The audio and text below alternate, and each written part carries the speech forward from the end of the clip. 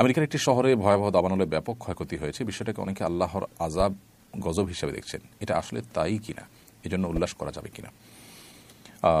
আমরা অনেকে ইতিমধ্যে শুনেছি যে আমেরিকার হলিউড নামক একটি শহরে ভয়াবহ দাবানল পুরো শহরকে পুড়ে ছাই করে দিয়েছে।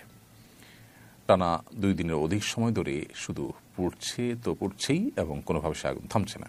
যে শহরে এই ভয়াবহ অগ্নিকাণ্ডের ঘটনা ঘটেছে সে শহর নানা কারণে পরিচিত বিশ্ববাসীর কাছে, বিশেষ করে অশ্লীলতা, বিবাহ বহির্ভূত সম্পর্ক, হারাম রিলেশনকে প্রমোশন করা এবং অন্যায় অশ্লীলতার যে জোয়ার সয়লাব, এটার জন্য এই শহরটা নানাভাবে পরিচিত।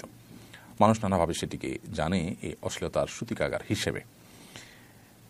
হলিউডের বিভিন্ন তথাকথিত অভিনেতা এবং তারকাদের ঘরবাড়ি পুড়ে ছাই হয়েছে। মানুষের মধ্যে যারা অশ্লীলতাকে ছড়িয়ে দিতে চায়, ব্যাপকভাবে বিস্তৃত করতে চায়, তাদেরকে আল্লাহ রাব্বুল আলামিন ভয়াবহ শাস্তি দিবেন বলে কোরআন কারীমে আল্লাহ তাআলা জানিয়েছেন। এই যে দাবানল, সেটা তাদের সেই সব কৃতকর্মের শাস্তি কিনা এটা নিশ্চিত করে বলা কঠিন হলেও আপাত দৃষ্টিকোণ থেকে, বাহ্যিক দৃষ্টিকোণ থেকে এটি দেখে একজন মুসলমান সতর্ক হওয়ার যথেষ্ট কারণ রয়েছে, শিক্ষা গ্রহণ করবার যথেষ্ট কারণ রয়েছে। আমরা জানি যে ইতালির পম্পেও নগরী, এটাকে পাপের নগরী বলা হতো। পাপ, জুলুম, সীমালঙ্ঘন, এটা এমন পর্যায়ে চলে গিয়েছে যে একটা পর্যায়ে আল্লাহ রাব্বুল আলামিন সেখানে ভয়াবহ দাবানলে পুরো শহরকে পুরো ছাই করে দিয়েছেন। এখনও সেই কয়লা হয়ে যাওয়া শহরটি ওইভাবে কয়লা অবস্থাতেই বিশ্ববাসীর কাছে এখনও দৃষ্টান্ত হিসাবে, শিক্ষা গ্রহণের উপাদান হিসেবে এখনও টিকে আছে। হলিউডের এই যে আগুন, এই আগুন সেরকমই কোনো শিক্ষাদায়ক, সেরকমই কোনো অ্যালার্মিং কোনো বিষয়, কোনো ঘটনা হওয়াটা মোটেও অস্বাভাবিক নয়।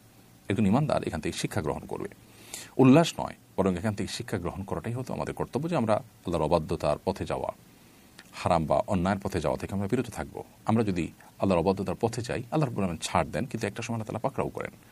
আল্লাহ সুবহানাহু ওয়া তাআলা ছাড় পেতে পেতে একটা সময় আমাদের কাছে মনে হয় যেন আল্লাহ বোধহয় আমাদেরকে আর পাকড়াও করছেন না, কিন্তু একটা সময় ঠিকই আল্লাহ সুবহানাহু ওয়া তাআলা ধরেন এবং পাকড়াও করেন। এই বিষয়টি পৃথিবীতে বারবার বিভিন্ন সময় ঘটে, আমাদের ব্যক্তিগত জীবনের সময় ঘটে, যে আল্লাহ সুবহানাহু ওয়া তাআলা আমাদেরকে অ্যালার্ম দিচ্ছেন, সতর্ক করছেন, বা আমাদের কোনো পাপের জন্য আল্লাহ রাব্বুল আলামিন দুনিয়াতে নগদ শাস্তি দিচ্ছেন।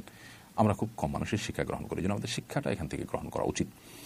এবং এটি আল্লাহর আযাব সেটি নিশ্চিত করে বলা কঠিন, কারণ আসলে এটি কি আযাবের অংশ নাকি এটি অন্য কোনো আল্লাহর হিকমার অংশ, এটি অন্য 10টি সাধারণ স্বাভাবিক ঘটনার মতো কিনা সেটা একমাত্র আল্লাহ তাআলা ভালো জানেন। আমরা যেহেতু কেউ গায়েবের মালিক নই, এই জন্য নিশ্চিত করে হলফ করে এটিকে আল্লাহর গজব হিসাবেই যদিও আমরা বলতে পারবো না, কিন্তু অ্যাট দ্য সেম টাইম সেখানে যে কর্মকাণ্ড হতো বা সেই কর্মকাণ্ডের জন্য সেটি খ্যাতি ছিল, সেই কারণে আল্লাহ তাআলার শাস্তি পতিত হওয়ার যথেষ্ট জোরালো সম্ভাবনা আছে।